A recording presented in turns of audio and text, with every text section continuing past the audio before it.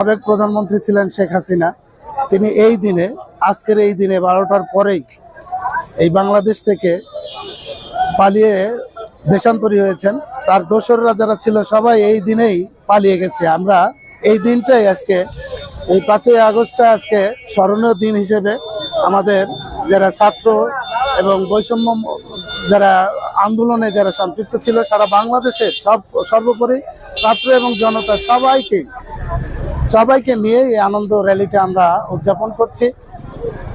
বিগত সরকারের আমলে যারা আমাদের পুরো স্টিম রোলার চালিয়েছিল, নির্যাতন করেছিল, তারা আজকে দেশে নাই, কিন্তু দোসররা এখনো কানাচে থেকে বিভিন্ন রকমে পায়তারা করছে। তারা বিভিন্ন ছলচাতুরি করে আমাদের বিভ্রান্তিমূলক ষড়যন্ত্র করে আমাদের পায়তারা করছে, আমরা যেন দ্বিধাদ্বন্দ্বের মধ্যে থাকি।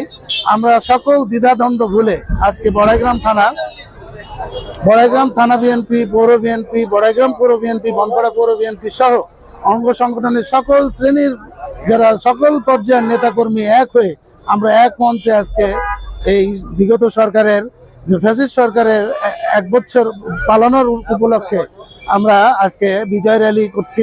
বিজয় র্যালিতে অনেকে উপস্থিত আছেন। আমাদের মাঝে উপস্থিত আছেন জেলা বিএনপির সর্বোপরি নেতা, সর্ব পর্যায়ের নেতৃবৃন্দ, থানার সকল পর্যায়ের নেতৃবৃন্দ, বনপাড়া পৌর সকল পর্যায়ের নেতৃবৃন্দ।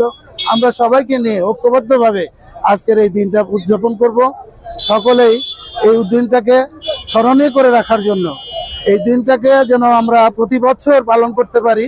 কারণ এই দিনে আমরা অনেক ছাত্র হারিয়েছি, অনেক জনতা হারিয়েছি, অনেক বিএনপির কর্মী হারিয়েছি। আমরা বিগত 17 বছর লাঞ্ছিত হয়েছি।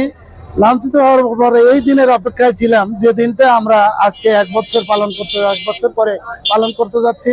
এই দিনটা সর্বোপরি সুন্দরভাবে যেন পালন করতে পারি, এই আশা সবার কাছে আহ্বান রেখে সবাই যেন এই দিনটা সুন্দরভাবে পালন করতে পারি। সবাই ঐক্যবদ্ধভাবে এই ফ্যাসিস্ট সরকারের পতনের দিনটা সুন্দরভাবে উদযাপন করতে পারি। সবাইকে এই আহ্বান রেখে আমি আমার কথা সংক্ষিপ্ত শেষ